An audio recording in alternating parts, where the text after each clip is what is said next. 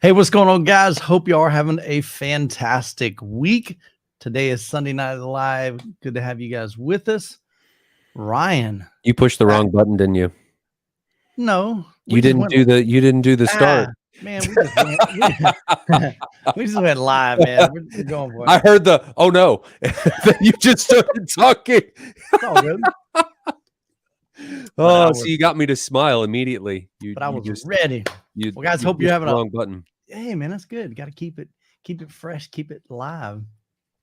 So we are going to talk about several things tonight. We'll say hi to some folks in the chat here in a moment.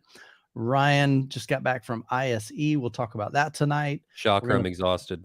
Yeah, he's whooped, man. Got jet lag and all that fun stuff. So we'll talk about ISE 2023 from Barcelona. We're going to give you an update on some cool stuff with MWave 2023. And then at the end of the show, we will answer your questions. So if you got questions, drop those in the chat. We'll star those as we go along, and then we'll get to those as we get to that segment of the show. And then any super chats, we'll put those priority and hit those first. So first of all, let's say hi to some folks in the chat over here. Turn that off for now. We got James. What's going on, man? Andrew's in the house. Canada. Love it, man. Love it. K-Man's in the house. Mark, good to see you. Jed. SRW 1000. Don's in the house. What's up, Don? Dan Black. Chris is in the house. Chris is coming to MWave. We're excited. Oh, I'm going to throw a plug for Chris, man. Chris has volunteered to put together a list of cool restaurants. So if you guys are coming to MWave, we'll talk about it in just a little bit, but he's putting together a list of restaurants that he loves and would be a good recommendation. And I'll add that to the website once we get that. So appreciate Chris for doing that. That's awesome. Brian's in the house. Alex, good to see you, buddy. Who else we got? Jayhawk. Tristan. What is going on? Yes, he is back from overseas. We'll talk about that first thing tonight. Neil. Lansing, Michigan. What's up? Is it Medevil? How do we pronounce that?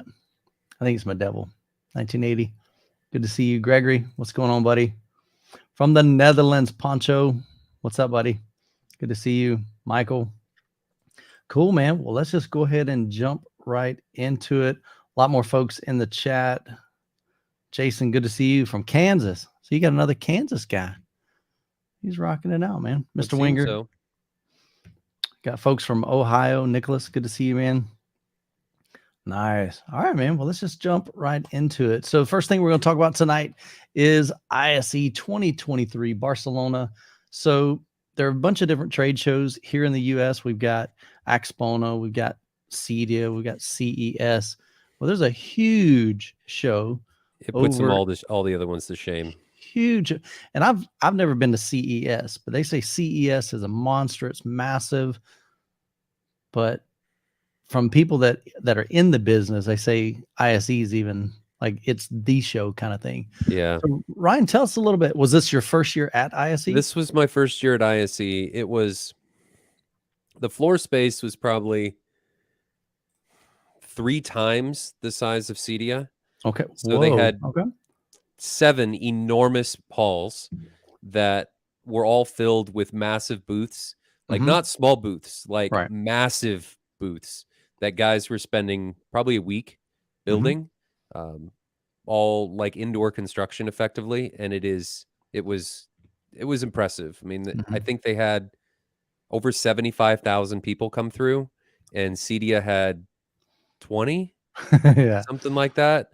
Yeah. So there was a lot of people there, and it was in Barcelona, Spain, which was really cool. That's awesome, man. Spain was awesome, aside from not sleeping. And a long flight back. And Spaniards don't sleep, evidently, or they do sleep, but they sleep during the day a lot of times, or wake up later, and they work longer, like longer hours into the evening. And that means that they're all out super late. So you could be in downtown where there's apartments everywhere, and there be thousands of people on the street past midnight. Wow. Like just everywhere. Thousands, really? Thousands, yes. Like everywhere. So it was really cool. It was a different experience. lots of tapas and paella. It was, I really enjoyed it, but I am very glad to be home. I walked off because I had to fly through Detroit. And when I got off the plane in Detroit, it was cold. I was like, oh, it's so nice to be home. Right. Yeah. So it's just a little different. So I enjoyed it. Go back. I'll go back, but it was different because it was much larger than CEDIA. Yeah. Very well organized. The other thing that was different is American trade shows, a lot of the attendees aren't very structured. Okay. And for anybody that doesn't know, CEDIA and ISE are dealer only. Like you're not supposed to go if you're just an end user. But unlike CEDIA, ISE, everybody has calendar like reserved times. CEDIA, a lot of times guys would just show up. Sure. And they sometimes do, but everyone at ISE, it's all about scheduling. So at Mad VR, we had scheduled appointments like every 30 minutes for 4 days. Right. Wow. Nonstop, full booked. It was crazy, but it was a great time. Do it again. Nice. Do it So again. you were there with Mad VR. Did you ever get a chance to go check out anything, or was it just... We talked to Olivier from Storm, so I talked to him, talked to Eric and Lars from Perlisten. Nice. Saw the Trinov booth. They were partnering with Crix and who else were they with? Yeah, they were announcing their new kind of thing, right? Yeah. I don't remember what it's called, but the thing to compete with Dirac Art. Yep. And then who else did I get an opportunity to really go through? That was really it. I didn't really get an opportunity to do much because we were so busy. It's hard, man. It's super hard. When you're there for work, it's like you're going. People are always like, "Oh, you're going to Spain?" I'm like, "Yeah, but I don't get to see much." Yeah. So anytime we got to go out, it was dark. We would go out for dinner, but we always try to find where the locals go because you don't want to go to the tourist spots. Yeah. So we try to go where the locals go. The food was fantastic. Nice. It was a great experience. That's cool, man. Great experience. Yeah, I got invited. I think about 2 years ago. So I was going to go either 2 years ago or maybe it was last year, but I was like, yeah. Oh, I know what it was. It was last year. I was going to go over there and film for a couple of brands, and they were having like a war over there. I'm like, Probably shouldn't. Yeah, I'm like, I may skip this year. If they're having a war, so didn't know how bad that was going to get. So, but yeah, man. So cool deal. So ISE is in the books. CEDIA is in the books. CES in the books. But we got another one coming up. It's going to be awesome. And that's MWave, man. Nice segue there. You like that, man? That was solid. Yeah. Well played. So MWave is the Midwest AV experience, if you're not familiar with it. So Ryan and I started this event last year. And really, it's just a gathering of home theater and audio and video enthusiasts to come together to have really more than just a trade show. I mean, we want elements of trade shows. We want you to be able to hang out with the vendors and check out their newest, latest, greatest, and get some demos and stuff. But one thing that we want to do that's different than you're going to get at ISE, different than CEDIA, Axpona, all those places, is we want to do some comparisons. We want to give you, the consumer, opportunities to see and hear things and experience things that you really can't get hardly anywhere else. And so one of the things we did last year was a projector comparison. We had two 150-inch screens side by side, and we had 7 projectors. We had all 3 of the new Sony, the 5000, 6000, and 7000. We had all 3 of the new JVC laser projectors, the NZ7, NZ8, NZ9, and we actually had the NX5, the older one in that group. I think somebody brought that. Maybe, yes. Pretty sure we had an older NX5, and then we also had the brand new Epson LS 12,000 laser projector. So we were able to see side by side, what does a Sony look like next to a JVC? What does an Epson look like next to a Sony? We're not trying to declare a winner. We just want you to have that experience, because most of the time you're having to just go online, look at reviews. And so that was just a really, really cool thing.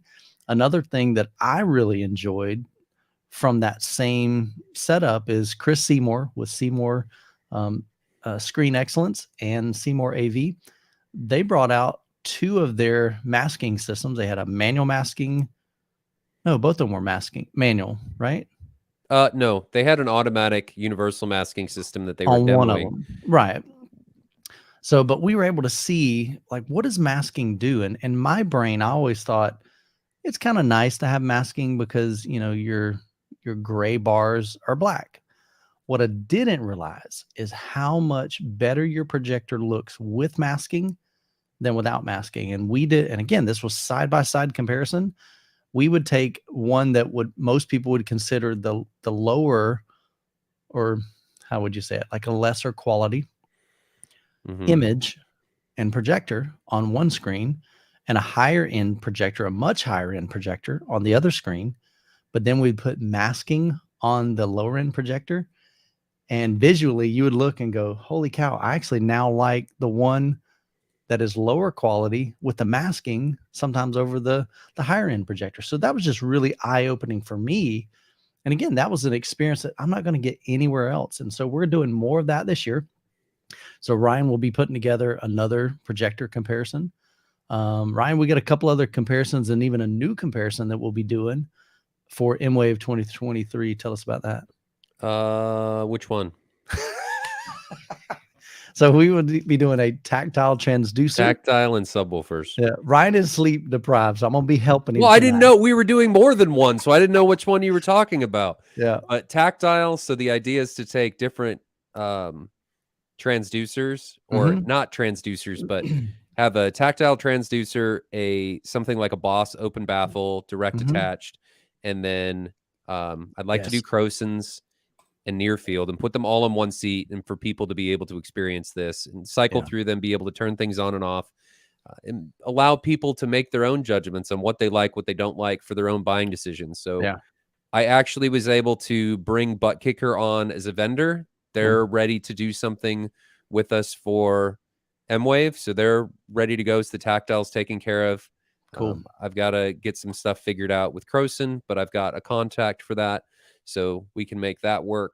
And then near fields and the JBL subs more than likely for the direct attach. Yeah. But those will go on the seats, and you guys will be able to experience that. And then the other one is subwoofers. So we've got this 9,000 square foot room where we're going to be able to compare subs. And I think that's going to be really cool. I think it'll work with a room that size. We may have some stuff, but I want to really put different subs, types of subs. Like I'd like to have a Devastator. I'd like to have different types of ported subs, sealed subs, and really allow people to see, what do these do? How are these working? How are they different? What is the sound going to do? What are they doing to the different levels as far as how far something can go down before it runs into an issue and starts rolling off? How high can they get with SPL? That's another really big one that we want to try and do. And then we're working with a company to try and see if we can get TVs. FOMO's really spearheading that and seeing if we can make that happen. Keeping up with the Joneses, it's 9,000 square feet. So it's a large room. That's our main room. Yeah. It's a flex room. We can close some stuff in to make them smaller, but that's where we're going there. That'll be kind of like the main gathering room. So before, last year, we had it at the Lead Center. So if you can imagine like a concert hall, to where you have this big rounded back with seating, auditorium, stadium seating kind of thing. And then you got this big, massive stage. So that was like our room, but it wasn't really a room, man. It was nothing enclosed. It was a gorgeous space, but we realized, you know what, as this event grows and as more people come, the venue was already kind of, we were out of space with year one. It was tough to even accommodate what we had there. So, and you're right, it's going to be an amazing space. We're super pumped about this. Being at the Kansas City Convention Center gives us a ton of flexibility. Actually, I will bring up, let's do this. Exhibit rooms. Here we go. I think I've got, there we go. Boom. So let's share this. I'll show you what we've got working with this year. It's going to be spectacular, man. I'm so excited. And Evan with Seymour, he shared with me, he's like, man, I've hosted over 100 trade show events. Like, he personally has put these on. And he said, this is a phenomenal event space. And so what you're looking at here is 2215A on the left, 2215B, Experience Center 2, 2215C. So those will be like our main rooms that MWave will have for our own demos and comparisons. We'll use that for the projector room. We'll use it for the subwoofer room, the tactile transducer room. And then over to the right, you'll see like 2201, 2202, all the way down to 2206, and then 2207 all the way down. I think it goes down to,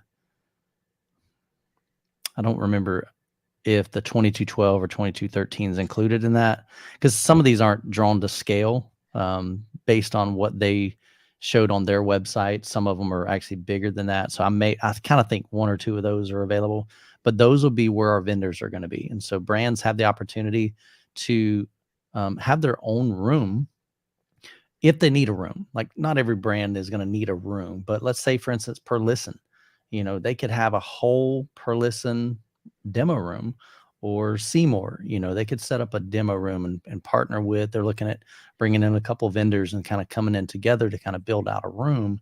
And so really the heartbeat and what we would love to see this year is to have several of these rooms set up on different price points. We've got a meeting with 2 brands tomorrow to talk about some logistics and what they might, want to bring to the show.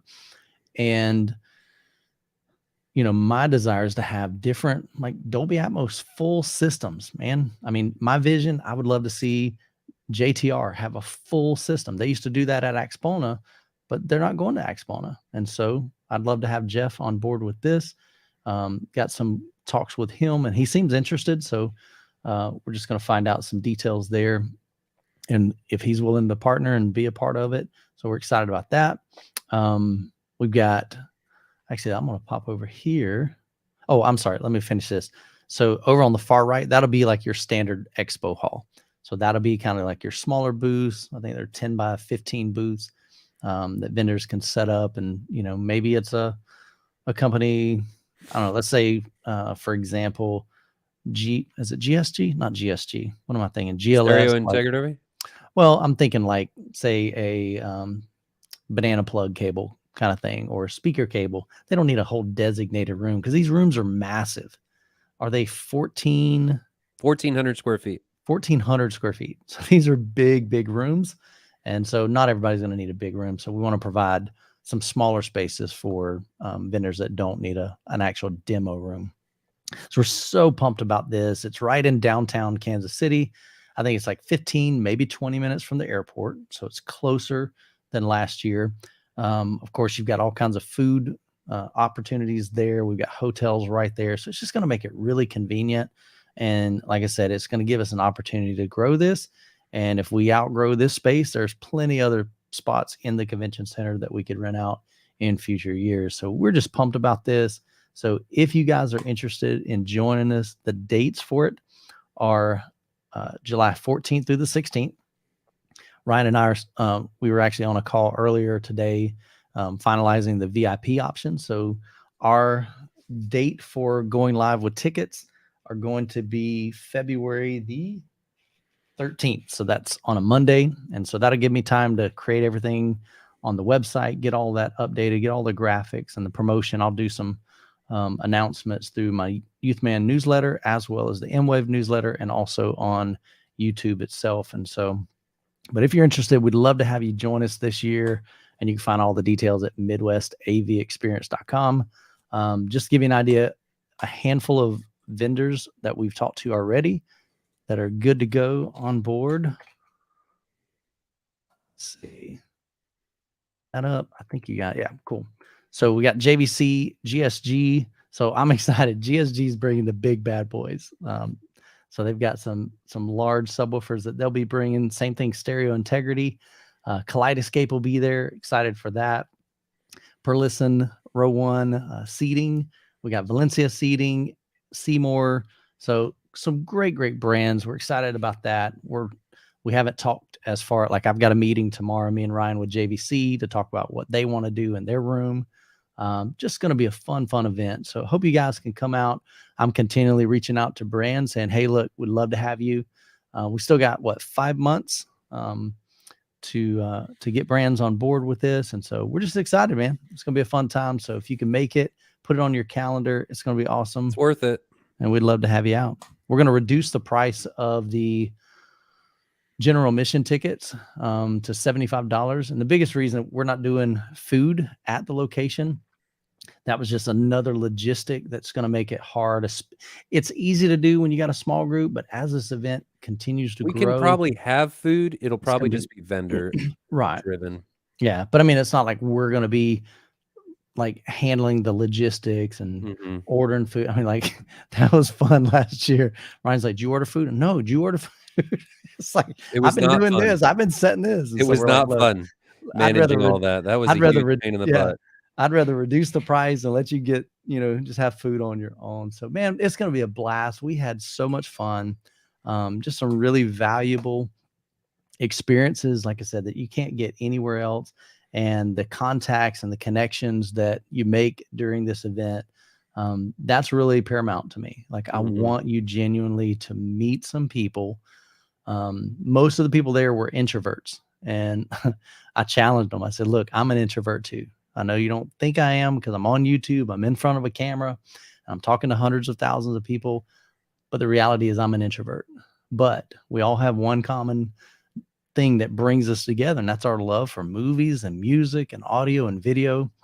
And so it makes it really easy to meet some new friends. So you're going to have a blast. I know that for a fact.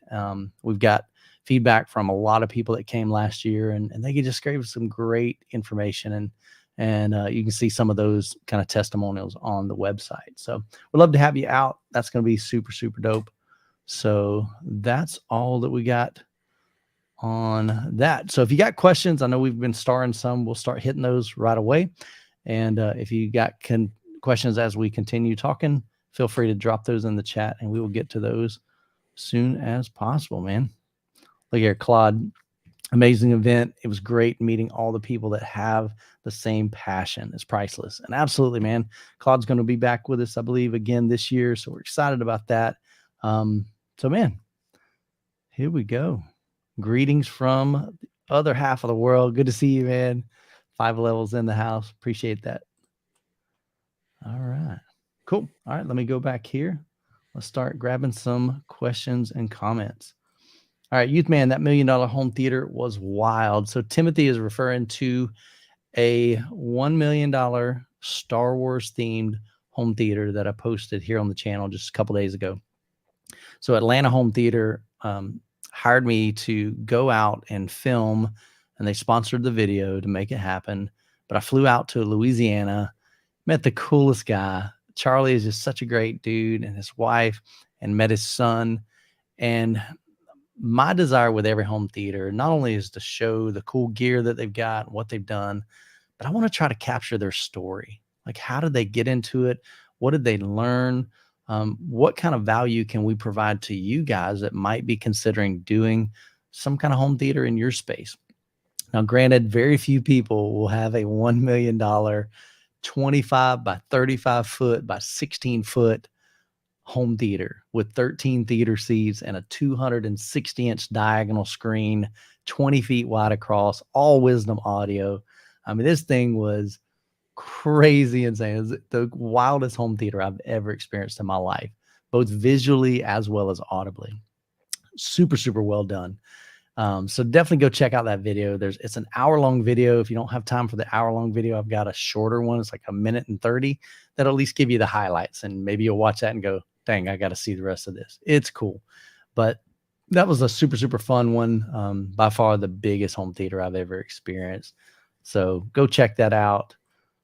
Question here from Dan. Youth Man, what is next for your home theater? And I'm going to throw it out to Ryan too.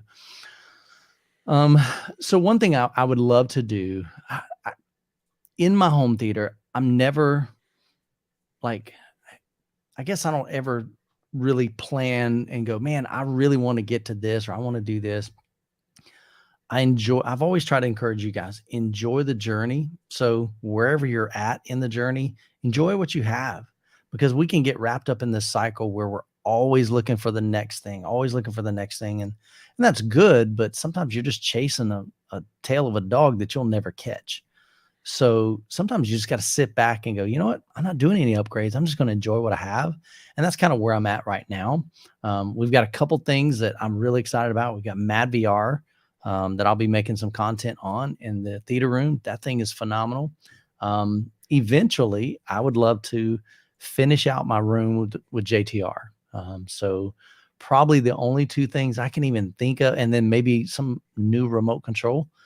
I'm waiting to get a remote from YIO. It's called a Remote 2. So it's literally the only remote out there that I've seen so far that I think is going to be a great successor, or at least has the potential to be a great successor to like the Harmony Elite. Before you get into Crestron, Control 4, and Savant, which typically requires a dealer to custom integrate for you. So that's probably the three things that I'm looking to add to my theater.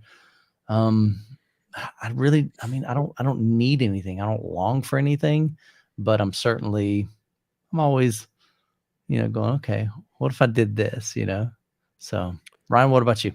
I'm changing my heights and my tops. So they're going to center channels because I'm tired of hitting my head on them. Yeah. So, and Martin Logan is releasing their new motion series. Oh yeah. So I've got my demo order coming, which I'm really excited about because it's a total what color redesign. Did you get? White. Okay, that's no, the I ones didn't. I'm They're getting. Black. That's the ones I'm getting. White. Well, I can't do white in my theater. Are you kidding me?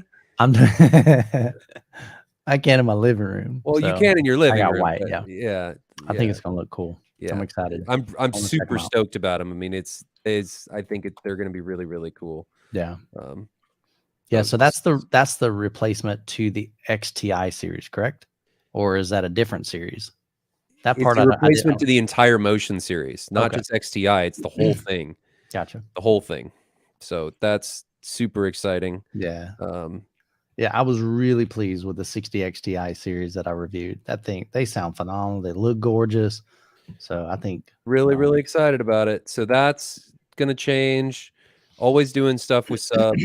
I mean, I'm moving from whatever my current channel count is. I think it's 24.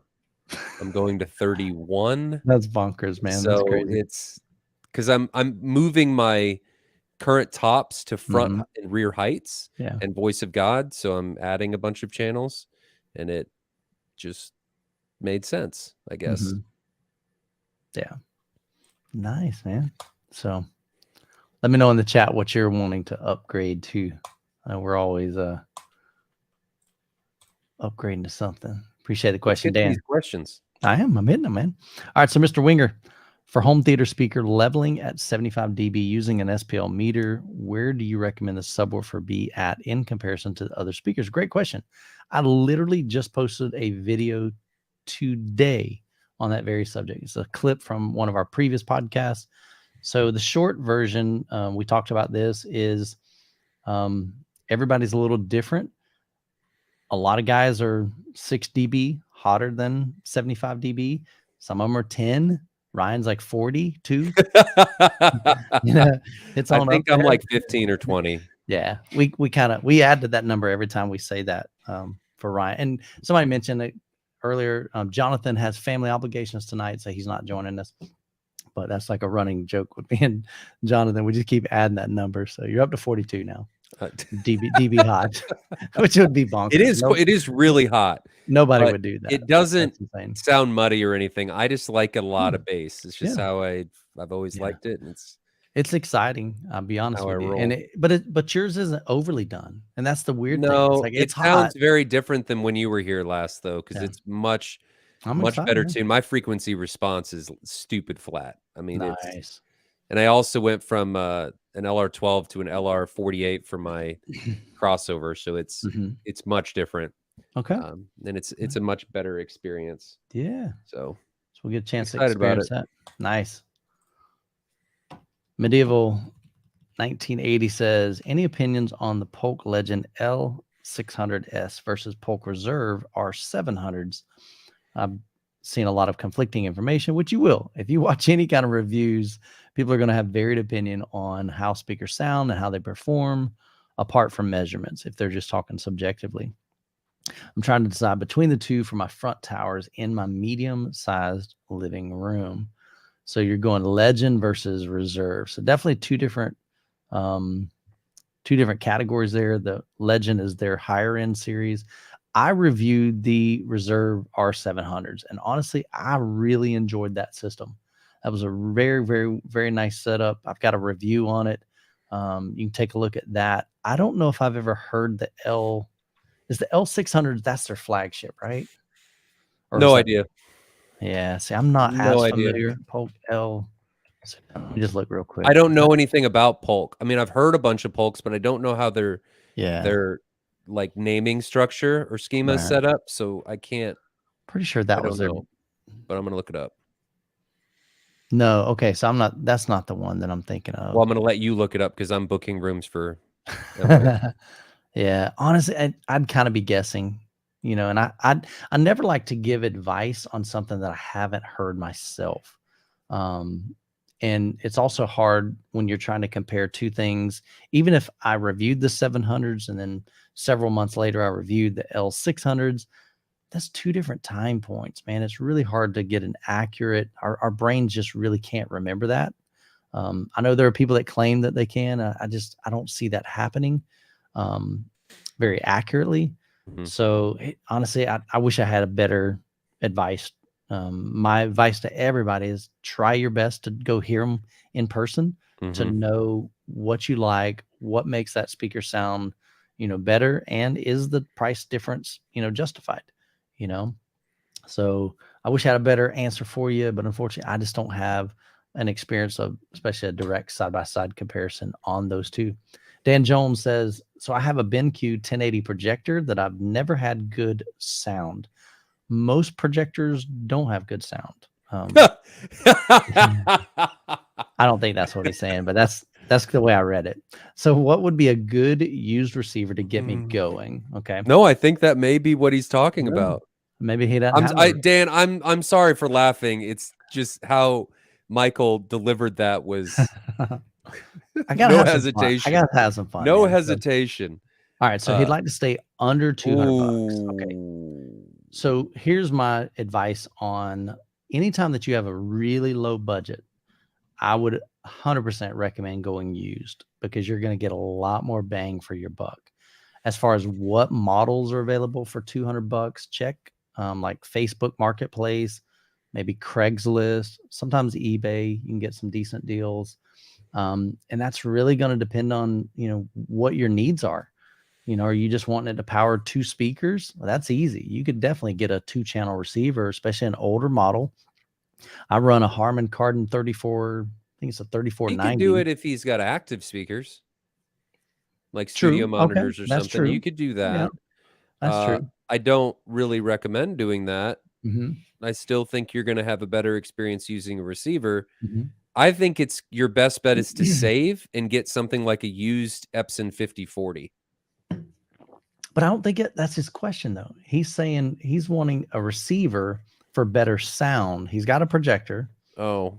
I'm assuming you like the projector. He's got a BenQ. Then probably an entry-level used Denon or something. Denon. I mean, honestly, there's a bunch of them. Denon, Sony, Yamaha. Any of them are going to probably be good. It's going to come down to like what features and stuff that you're going to want above anything else. But 200 is a tough budget if you're looking at new. Used, definitely possible. Absolutely. So think about like like Ryan said, what features do you need? How many speakers are you wanting to power? Is it just 2? Is it 5.1? 5 speakers on a subwoofer. So honestly, it'd be really difficult just to throw out. Dan says he uses a sound bar, wants to get into surround. Okay. Awesome. Fair. Yeah. And there's nothing wrong with sound bars, chat. I'm just going to preface it. Nothing wrong with it. Yeah. That's good, man. No, I think it's awesome, Dan. So the biggest thing, like I said, look for the used market. I think that's your best bang for the buck. If you could save up a little bit more, that's great. If not, no problem, man. There's definitely some deals out there. I've found countless Youth Man deals along the years, and I built my entire home theater on used equipment, probably for the first at least 11 years. I didn't have any new equipment for the most, other than my projector. I did buy that new, the Panasonic AE 3000 and the 4000. So those were new, but pretty much everything else was used clip speakers. I did have a new screen, but it was an Elite screen that was inexpensive. But theater seats were used. Everything was used. My receivers were always used. So definitely check the used market on that. Pedro Ortiz says, Ryan, did you hear or see the Nakamichi 11.4? I didn't have much time to go do anything except use the restroom and find food. That was the Dragon, right? That was really all I had time to do there. And even then, I don't even know where to find it. Like, it probably would have taken me 30 minutes if I did find it to walk to it. That's how big this place was. Yeah. Because it's just room upon room of stuff. James Gatto says, question, am I crazy for planning a 9.2.4 in a 8-foot by 14-foot by 8-foot room, acoustic 100-inch screen? Thanks, guys. So 8 by 14 by 8. So my room is 13 by 19. So definitely a lot smaller. 9 speakers is a lot. I think you should do 7. I feel 7.2.4 is completely adequate in my room. I think 5.2.4 is adequate in most situations. Part of this is going to depend on what speakers you're doing, because if you're doing wide dispersion speakers, they're going to be so close together, it's going to be rough. Yeah. I would say 5 or 7 bed layer. I wouldn't go above that. Yeah. I don't think you need 9 speakers. And part of that is, if you think about this, the bigger your room is, the larger the angles are between like your front speaker and your side surround. So the wider that angle is, that front wide definitely helps kind of bridge that gap. So if your room is closer, you're not going to benefit as much from that. So I would agree with that. Craig says, hey guys, love your shows. Appreciate it, man. So what are your opinions about mixing sealed subs with ported subs? Do you or do you not? So I think you can do it. I've heard guys do it. It's just harder to calibrate that. For whatever reason, ported subs and sealed subs, the way they kind of interact with each other, they can kind of fight against each other. You're going to need probably something like a mini DSP to time align those and to get them to play nice together and to calibrate those so that they're working in harmony versus fighting against each other and creating nulls in your room. But it definitely can be done. I just personally haven't done it. I'd rather just stick with all sealed or all ported. My preference for home theater is if you got larger subs and multiple subs, I really like sealed. Ported's awesome too, but I do like sealed. When it gets to smaller subs, like 12-inch, 13-inch, I would definitely rather run ported subs. So that's just my. They're going to be hard to integrate together with phasing issues and some other stuff. My recommendation, it can be done, and it can be done well. They run into problems because of port tune, and my recommendation is to try, if you're buying all new subs, to do them all sealed or ported. Yeah. If you're just looking to integrate and asking, hey, can you do one way or the other or incorporate them? Yes, you can. The calibration just may take a little bit longer, and you may have to make some sacrifices. Like in my room, I had to sacrifice the ultra low end that my sealeds can get to in order to get a flatter frequency response. So it's all about trade-offs and compromises and figuring out what works. So instead of going down below 5 hertz, I roll off at 9 hertz, right? So that may not seem like a big difference to some, but there's some movies have quite a bit of content down there. So it's all about compromise. And if you can make them all the same, if you're making a new purchasing decision, I'd try to get them all seated or sealed or ported, but it can be done. For sure, man. So sorry, guys. I just realized I didn't have my pop-up window, I guess the chat open. So we got a couple super chats here. So let me scroll back up just to make sure. There's 3. Okay. I just want to make sure I didn't miss any. So let me go through those real quick. So Don, what's up, man? Good to see you. Appreciate the $5 super chat. Ryan, did you get a chance to visit the Trinoff booth? And so, if so, how was it? I did. I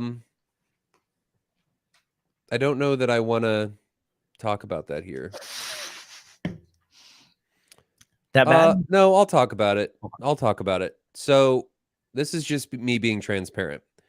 The first day we went in there, day one of the show, and it was a mess. The low end frequency was rough. It was very, very muddy. It wasn't tied together. The top. So you guys, I've talked about this before. I'm not a huge fan of horns.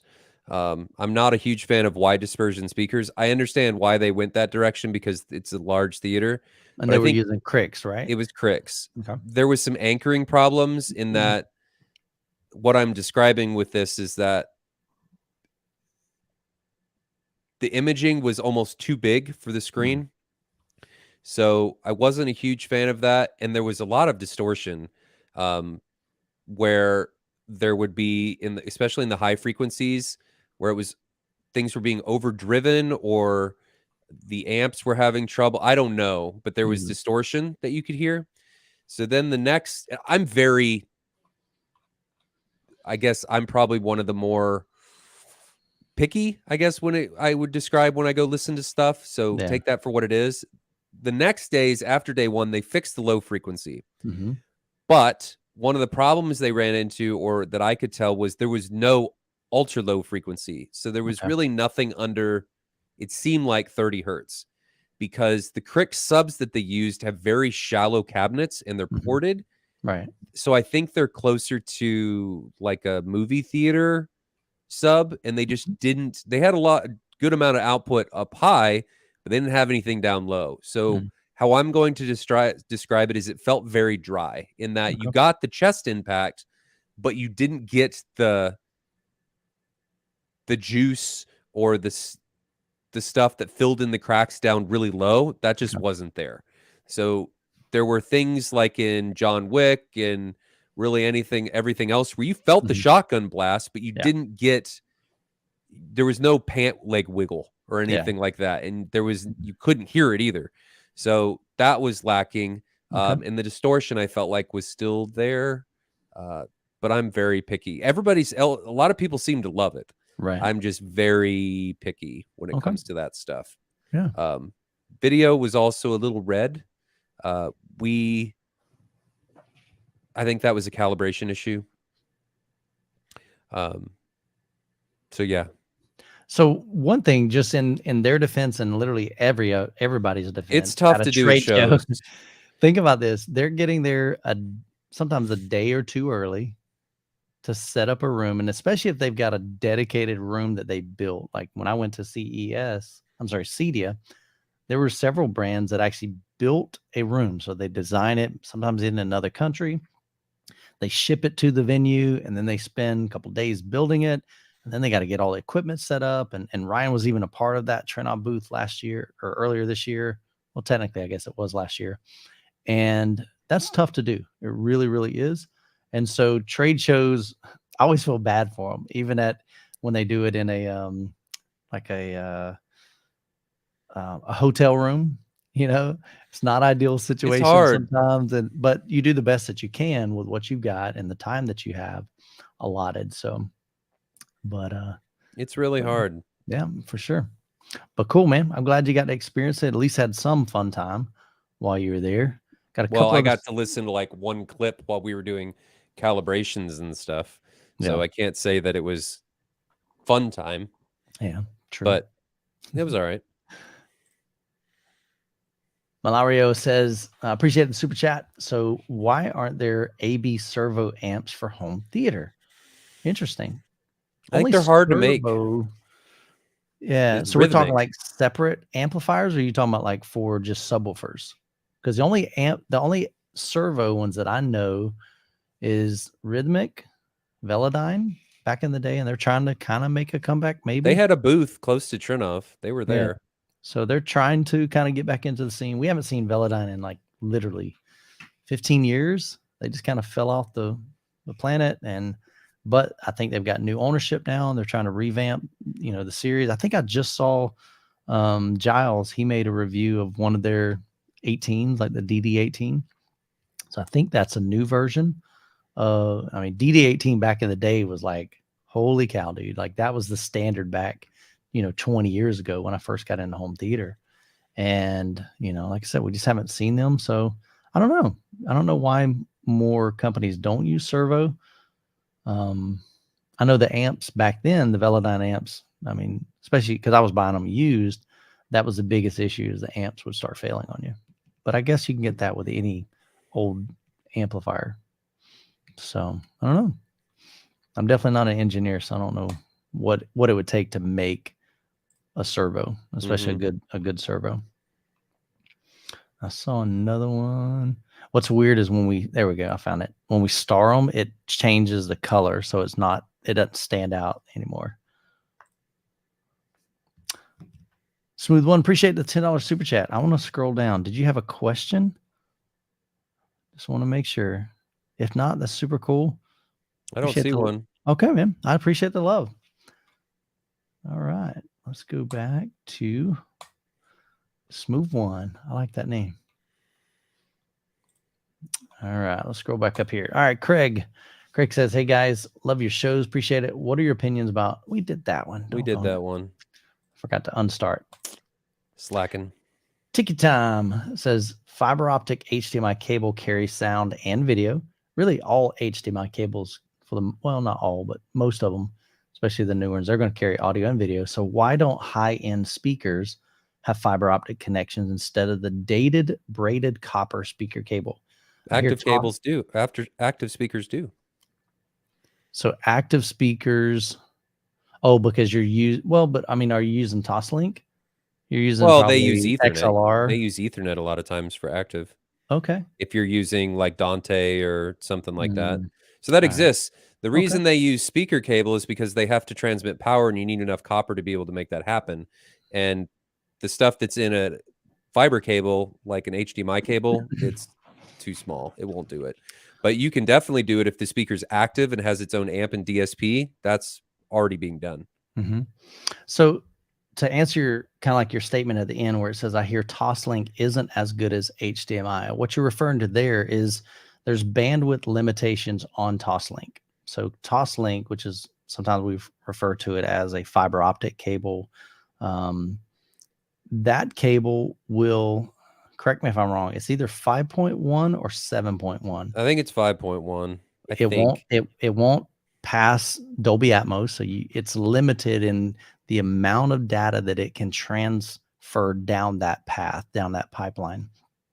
With HDMI, somewhat similar. There's different formats of HDMI. There's, 1.4, I think. Oh, they've gone way back. You got 2.0, you got 2.1, and with each one of those, they can carry more bandwidth. And so HDMI is a better format to carry sound. Toslink can't carry video, can only do audio. So HDMI is better in that sense. It can do audio and video, and with ARC and eARC, it can actually do audio both ways. So you can send video from your AVR to like your TV, and then you can take the sound from your TV and send it back to the AVR with that one HDMI cable. So definitely HDMI is a great format. To me, better than Toslink. Is going to give you more bandwidth options and allow those current formats like Dolby Atmos, DTS:X, Auro 3D, and all that fun stuff. Just throwing this up there. Chris says, Ron, you said sound bars are good. I died a little. I meant they're good in a certain capacity. Yeah. Right? They're good in certain environments. I used to have one in my living room because I can't put bookshelves up there. Now I have freaking towers that my wife hates. They're just getting bigger with the Martin Logans when they come out. Don't tell her yet. But they're good in, if that's what works for you, they're good in that capacity. Yeah. Malario, did you send 2 super chats? Looks like. Just want to make sure. One says like message retracted. Oh, maybe. So I think you sent 2 of them, so thank you. But I think it was in regards to the same question because I don't see another question tied to the second one. So, okay, cool. Let me go back up here. Claude, good to see you, man. So he says, the big dilemma, Perlison S7i LCR and S5i surrounds, or Martin Logan Statement 40 LCR and Tribute surrounds. First world problems, right? So Ryan, you have way more experience with both of those systems. I think they're both really good. I personally like that. If you can do the statements, I mean, that's You like those? Well, we heard them at MWave. They were really good. Yeah. They're really good. They're just gonna have a different sound. Yeah, they're really good. Yeah, they're both good, but I would go Statement. Well, I mean, granted, you've got Martin Logan in your home theater. I have both. But you got not in your home theater. You don't have Burleson in your home theater. I was invested. So, but he does like the sound of Martin Logan. And again, that's one of those things, the best thing to do, try to hear those systems as best you can. Martin Logan is one of the only speaker companies that can actually make me cry. That's good. In a good way. Like listening to stuff and getting emotional. Yeah. They're the only ones that can do it. So I'll give you that. That's cool, man. That's the litmus test of a good speaker. Can it make you cry? They can. Dagambino says, hey guys, what brand do you prefer for power amps? I have an Emotiva 5-channel, but I'm looking to upgrade to an XPA 11 Gen 3. Any thoughts? So I'm assuming, do you have the Basics amp 5-channel? Do you have the XPA 5? The XPA 11 is basically just going to provide you with more channels. The XPA 11, I believe that one has 300 watts for the front 3 channels and then 65 watts for all the remaining channels. So the Emotiva 5, the XPA 5, I'm wanting to say the original was 200 by 5, but I think the new version is even more than that, if I remember correctly. So you're going to lose a little bit of amplification from your surrounds if you go with the XPA 11. Still a great AVR. I mean, great amplifier. I reviewed it quite a while back. A lot of power, but I have clip speakers, so they don't take a ton of power. So having 65 watts per channel to side surrounds and Atmos wasn't a big deal for me. But if you had something like Ryan's set up, 65 watts probably is not going to be super ideal. 65 watts is not really ideal in a lot of situations, especially if you listen loud. That's not going to work. Like I said, I mean, I had it on my setup. How much is the XPA 11? I haven't seen it in a while. Everything's gone up, man. Motiva XPA. $2,100, but it is 11 channels. That's the benefit. You got a lot of channels under one chassis. Like what is it delivering? 300 by 3 and then 65 to all 8. I wouldn't do that. So here's why I went with the so I had both of those in-house. I had the XPA 11 and I had the Monolith 11X, both 11 channel amplifiers. Emotiva 300 watts by 3, 65 watts by 8. The Monolith 11X is 200 watts by 3, so it's a little bit less to that front sound stage, but then you have 100 watts for all the rest. Or you go Buckeye with their Hypex NC252s and you get 8 channels for $1,700. Yeah, but what if you need 11 though? Then you add another amp. Okay. So they're 250 watts a piece all the way around. What's the cost though of both of those amps? 2,400 for both. Yeah. Okay. So that might be another 2,500, something like that. So if you want the power, I mean, that's tremendously more power. Yeah. Class D, stupid efficient. You're not going to get the heat. Plus, you can buy from me. So at least give them a chance. Take a look at them. See if that fits. I would do Buckeye. I mean, it's what I'm running in my theater. Best price for performance thing you're going to get, in my opinion. You can reach out to Ryan. Tons of power. Tons of power. Cool, man. Buckeye. That's a cool name, though, man. It is. I mean, he's from Ohio. It all comes together. See, that makes sense. I didn't even know that. Yeah. It makes sense. Yeah. But honestly, I like the Emotiva amps. I like the Monolith amps. So all comes down to no more questions. What fits your budget? We got a lot to go through. Juan says, will the subwoofer comparison have the same driver in different enclosures? Probably not, right? No, probably not. And again, I would like to. I would like to, but this isn't a shootout. Yeah, it's more about a comparison to figure out what you want. A lot of all these subs are going to be very capable. We're going to level match them. So the driver shouldn't matter unless, I mean, it can for transients and stuff. Idealist situation, yes, we would like to do that, but I have to. There has to be some compromises. Yeah, we're gonna have fun with it nonetheless. Good question though. I'm gonna come down here. Brett, super chat here. Brett Horth, appreciate the $5 super chat. Recommendation for an AV receiver with 11 channels powered, 7.1.4 that doesn't completely break the bank. Sadly, right now, a lot of everything's breaking the bank because everybody's gone up probably like 30%. 11 channels powered. I have reviewed a couple of AVRs that I really enjoyed. There was a Denon 6400. So I know they have a replacement for that, but this is a couple of years old.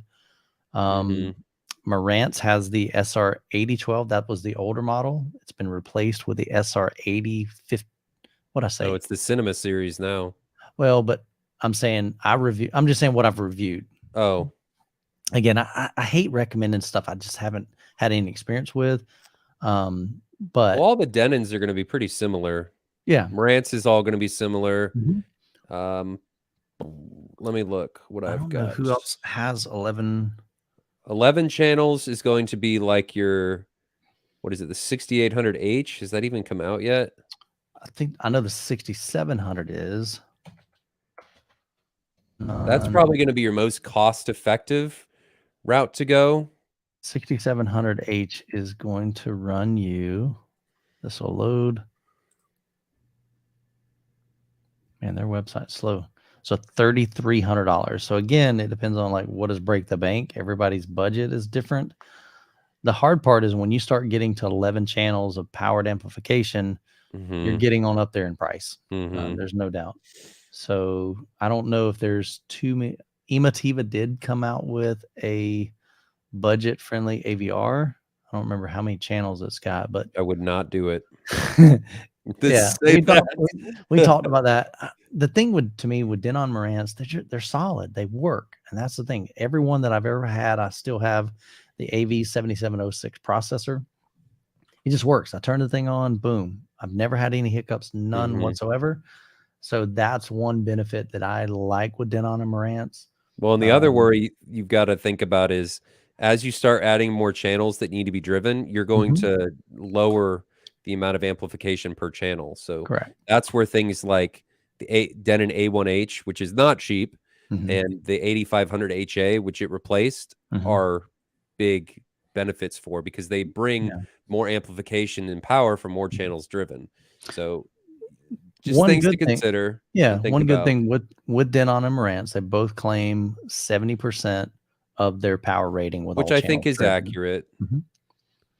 So if you take that, whatever it is, if it's 140 by 2, multiply that by 70%, and so that will give you what if you were powering all 11 speakers, that's what their guarantee is on it. So that would be my vote.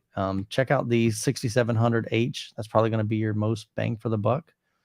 There might be some from Pioneer and other brands, but feel free to reach out to me. We can go through some stuff if you want to and see if we can come up with a good solution for you for an AV receiver.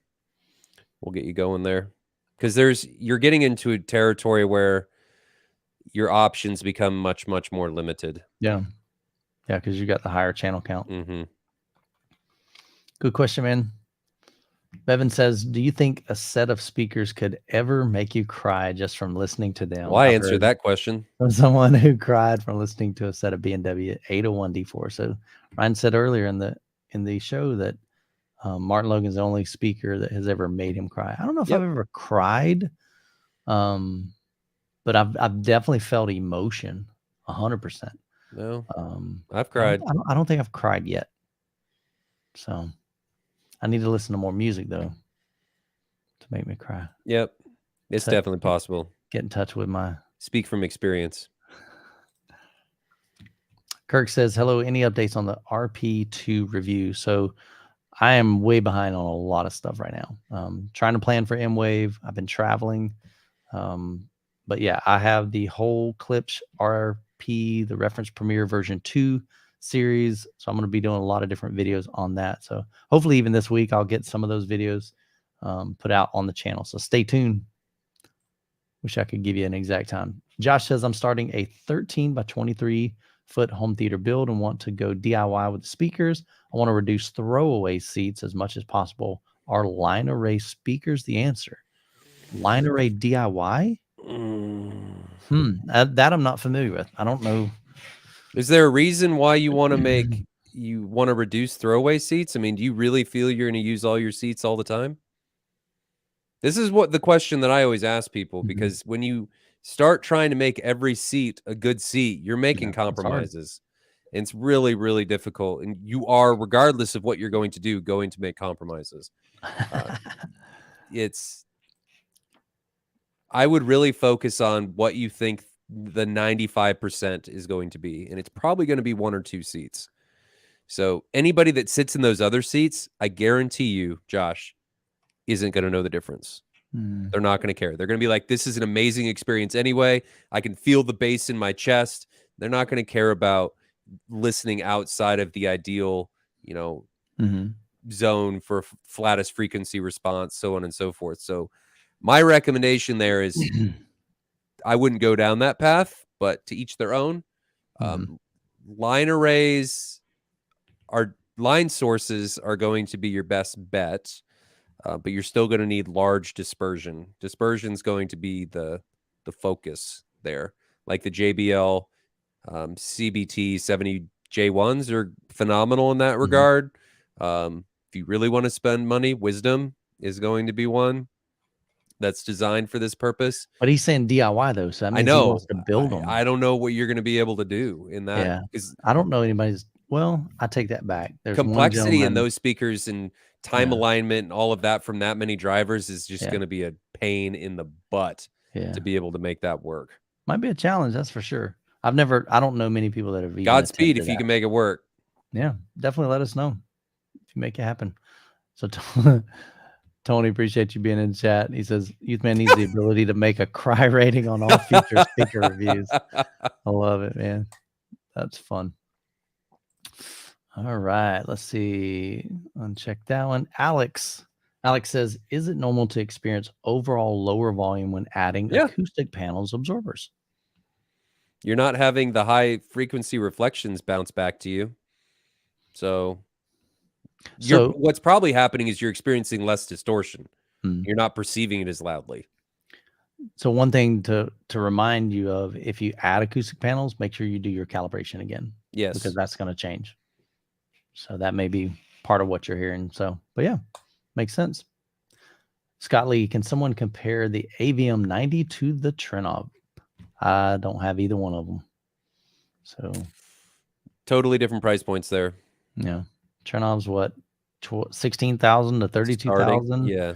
AVM not 90 cheap. Is what? 7 or 9? Something like that. Yeah.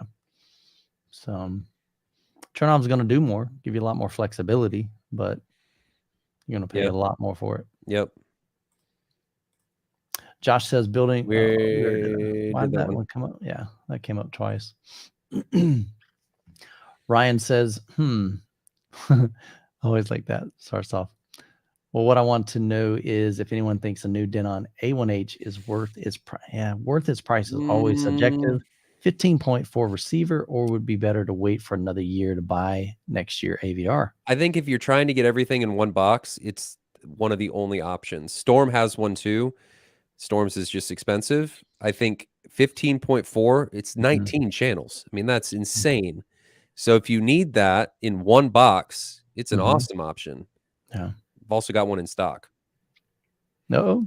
Yep. So it needs a home. So if you want to look at it or thinking about it, reach out to me. It needs to go somewhere. Gotcha. Because it was supposed to, Jonathan was thinking about getting it, and then did he back out? Well, he decided to go with the AV10. He's going to keep his amps and go that direction. So it wasn't that it was a bad option. He was just he wanted to keep his amps because he was just wanted to use the crowns. Nice.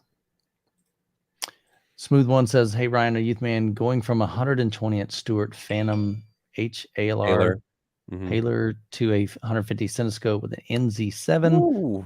Will the NZ7 have enough light if you use the Studio Tech Phantom Haler 1.3 gain? That's a big boy screen. I mean, you're on a 150 with an NX7. I am. That's correct. So it's probably enough. You're not going to have like blinding specular highlights. No. But I think 1.3 gain is definitely a benefit. So one thing I would encourage you to do, so there's Audio Advice has a calculator, a projector calculator on their website. So you can plug in, the projector, the size screen, and it'll tell you, okay, are you going to get proper HDR levels with that? But remember, that calculator assumes a fully light controlled and all black room. Oh yeah, true. So reflections and stuff off wall surfaces are going to bring it down, even if you have full light control. Gotcha. Smooth one, it's going to depend on what you're after. I mean, if you want blinding specular highlights, then absolutely not. But you're going to get a perfectly watchable experience on a screen that size. You're just trading off brightness for 100% light controlled. Well, I meant even with without velvet, you're going to have reflections off of the room, off the walls and stuff, and that's going to deteriorate some of your brightness and contrast. I think it would be fine. Kill it. Yeah. No, I use it in mine. I don't have the NZ7, and the NZ7 I think's slightly brighter than the 2100 rating. So probably, I mean, try it, and then if it's not enough because you already have it, then reach out to me and we get you a bigger one. Go big, go home. Because you just gotta go bigger, brighter specular highlights. Way to go! Oh sure. Okay. Oh, I'm hitting hide. I think I'm sleep around. I was trying to unstar it and I was hitting hide. There we go. I'll get my stuff together. There we go. Joshy says, any chance to review the Crix home cinema speakers? Honestly, probably not. And the biggest reason is I would have to literally take my entire JTR system down, which are stupid heavy, 220 pounds for each subwoofer, put those in my garage. So that would just be a massive undertaking. It's hard to do a speaker review that you have to completely disassemble your system to put something else in. So more than likely not on my channel. Tony has some great videos on Crix. He's a big fan of them, has them in his setup. But again, it's not like he's probably not going to review any JTR system because he's not going to take his down to put that in there. It's kind of permanent. So heard good things about them. I just haven't heard them myself. LBM says, Ryan and Mike, I'm in the process of purchasing a Mad VR. Congratulations. However, I'm stuck between the Pro and the Extreme with the Sony 6000 ES since the Sony has HDMI 2.0 with 18 gigabit per second. Thanks, guys. What's your thoughts on that, bud? So here's what your differences are going to be. The Extreme is going to deliver 4 times the processing power, which means it's not going to throttle nearly as much as the Pro will. And the reason that's may happen is because every frame, since NV does all of this dynamically, every frame is going to require a different level of processing power. And NV, above all else, wants to maintain a smooth and concise image. So it has to throttle in order to maintain that. The Extreme is going to do that less. The Extreme gets geometry control, so it's able to compensate when you need something like keystoning, but it does it more losslessly, or it pretty much losslessly. It gets anamorphic lens correction, big deal to a lot of people. It gets motion interpolation, which is going to be baller. We showcased it at ISE, and it is a game changer because it doesn't, how we've implemented it, transparency, I work from AdVR, so just throw that out there. But he can't sell you one. No. It doesn't bring in the soap opera effect, which is a big deal. And when it's deployed, it'll be all user customizable. So that's got it going. It's got an extra year of warranty. It's hardware upgradable. Yeah, Chris just said that. It can do 8K up conversion, but that doesn't matter on the Sony because it doesn't support 8K. Yeah, so looks like Chris and Tony are with you. They're like Extreme. I would do the Extreme. I mean, the throttling's a bigger deal than people make it out to be. You're just going to have more algorithms running simultaneously, and as we deploy more, that's going to become a bigger and bigger thing. Yeah. Podat132, appreciate the $2 super chat, super sticker. Actually, all right, a couple more questions here. Been cruising. Malario, appreciate the $2. We got that one. Perfect. Yep. I didn't unstart. Raymond says, Guys, I have a question. What is your opinion about powered speaker like PA and connected with any AV processor? They're really good. A lot of guys use them. I mean, if you're talking to like JBL's powered stuff, Genelec, all that kind of speaker tech, I mean, those are fantastic. Yeah. There's a lot of crap. There's also a lot of really good stuff. So like anything, it depends on the speaker. Mm-hmm. CJV looking to go with larger subs, 18. I like 18 subs, man. Running dual HS or shoe, VTF MK3, which are ported due to placement in front of my screen. 18s would have to be sealed. So again, we're talking about that sealed and ported. Goal is deeper and more tactile bass. Nope, Is that a good move? Yes.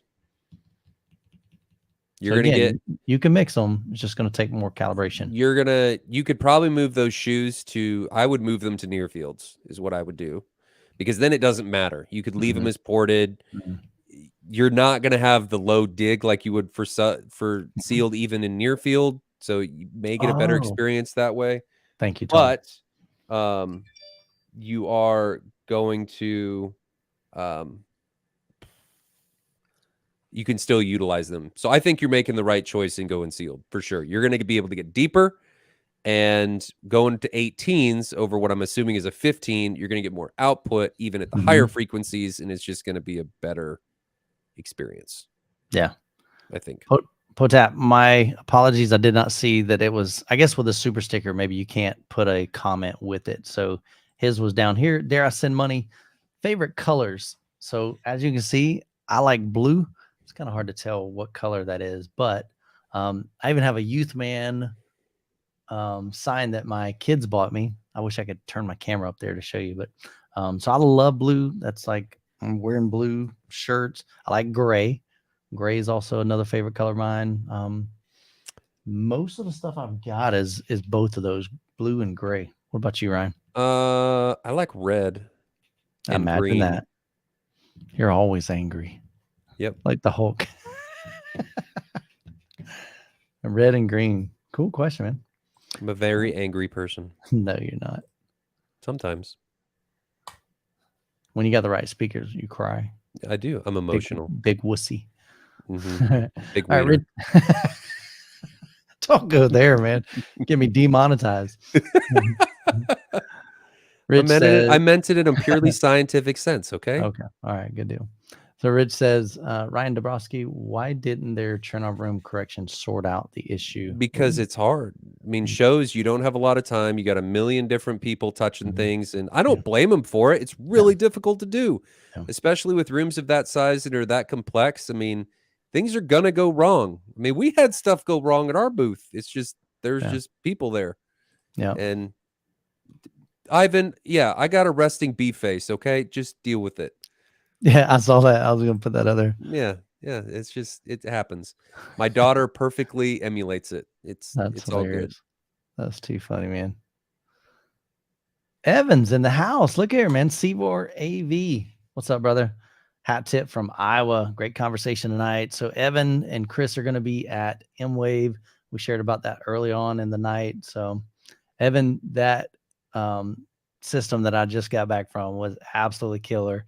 Biggest acoustic transparent screen I have, actually the biggest screen period, but it was an acoustic transparent 260-inch diagonal, 20 feet across Seymour screen. I don't know what model, but holy cow, man, that was phenomenal.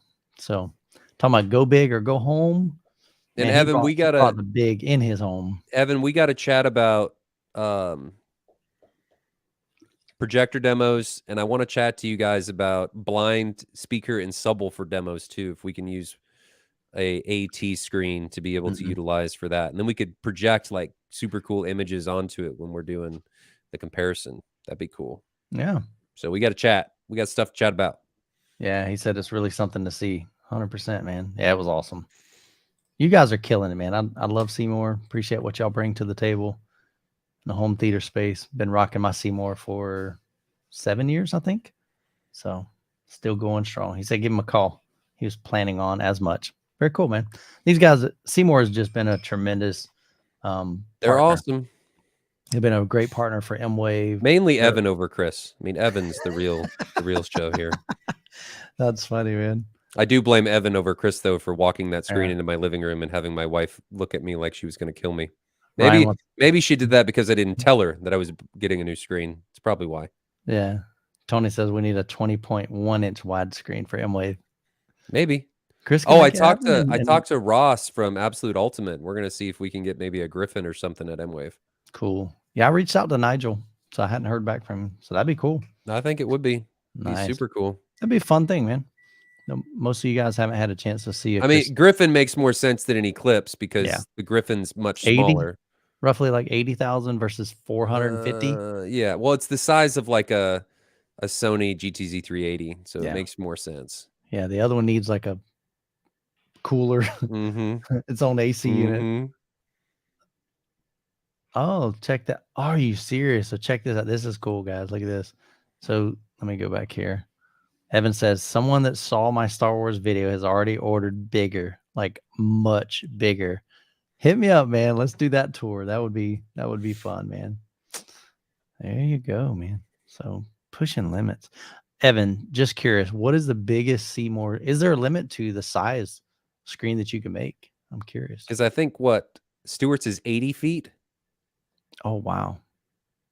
Wide? Holy cow. Big screen. But I think it has to do with the manufacturing process and how they're made. And since Stewart does it differently, so I don't know. So, Brett, I appreciate the comment. We need an AV show like in Seattle area. Here's the thing. It's much easier for you to come to us than us to pack everything up and move to you. So it may travel 1 year or at least scatter around the U.S. But for now, it's in the Midwest. It's really difficult to go someplace else that I am not at because I try and orchestrate everything and get everything ready and deal with the location and build things out. So if I then have to ship all of that, it just gets 400 inches. Holy crap. That's wild. That's awesome, man. Wow. Man.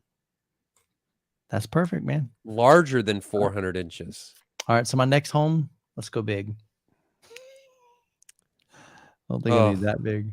Well, that's an Eclipse for sure. All right. So we did the recommendation for Brett, right?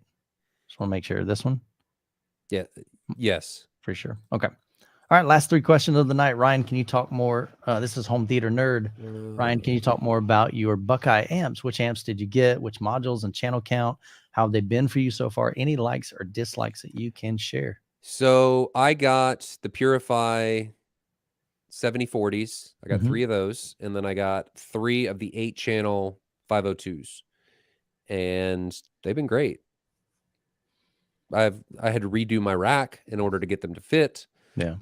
That was a lot of work because the cabling had to all change because instead of having 14 different amplifiers, I now have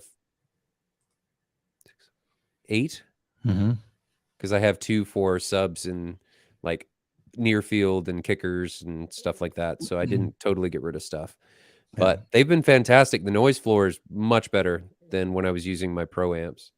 So I wouldn't go back. They've been awesome. Buckeye, I think, just represents the best cost for performance in the industry right now. They're very simply made. They're not flashy. They just work. So power. Yeah. They're about the power. Brett, he said he sent you an email. I got it. Very cool, man. Got it. Just didn't respond to you because, streaming and stuff. Last 2 questions. I'm assuming Jorge, right? So Jorge says, this question is for Youth Man. If I have 2 SB4000 SVS subs and want a third one, should I go for another SB4000 or SB16 Ultra? I have one in front left and the other in the front right. Thank you. The SB4000, I mean, that's a big baller sub. If you can go with the 16, absolutely nothing wrong with that, man. I love horsepower. I love having the extra headroom. You're still staying with sealed, so there's nothing wrong with mixing different size subwoofers. So how big's your room? That might be one question. Doesn't matter. More subs is just better. But still. Don't question the man. Just let him buy more subs. So, yeah. I mean, I wouldn't be opposed to, having the 16. I mean, again, you're going to get more slam, bigger output than the Then what you do is you get one then the week after you buy another one. So then now you you have put the 4. SB16s in the better put them position, and then you put the right. SB4000s in the other position. SB4000s is near field sub. That's what I'm talking about. That would be fun, Jorge. Last question of the night. Had some great questions tonight. Appreciate it, guys. So Devin says, so I have reclining seats in my setup, but when I'm by myself, the surrounds are blocked. What should the solution be? Move the surrounds backwards or raise them? So I would think raising them. Putting them further back isn't going to probably fix the line of sight. I typically recline my seats. So you're not getting them in when he's by himself because the other seats aren't reclined, is what he's saying.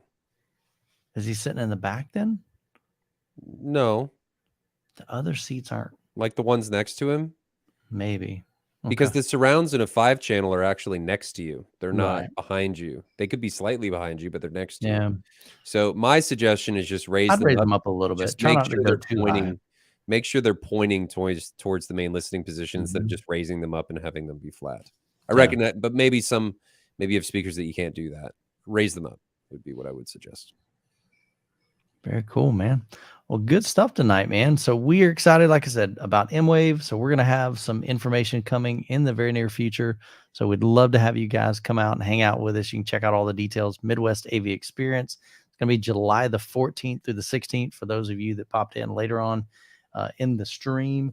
And I will have we'll have the online registration and tickets available on February the 13th. So that'll give me enough time to get all the VIP stuff set up.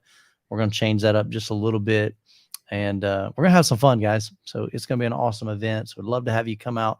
We got a bigger venue, Kansas City Convention Center. It's going to be awesome. A lot of great brands like Seymour, who's been joining us in the chat. It's going to be there. We've got Perlison. Let me go back here. Boom, boom. Hang on a second. I'll just pop this up here real quick and we'll end the show with this.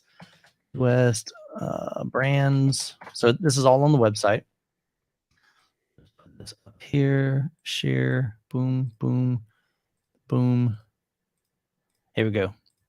So we got JVC, GSG, Kaleidoscape, Perlison, Row One, Seymour, Stereo Integrity's bringing some big monster subwoofers. That's going to be a lot of fun.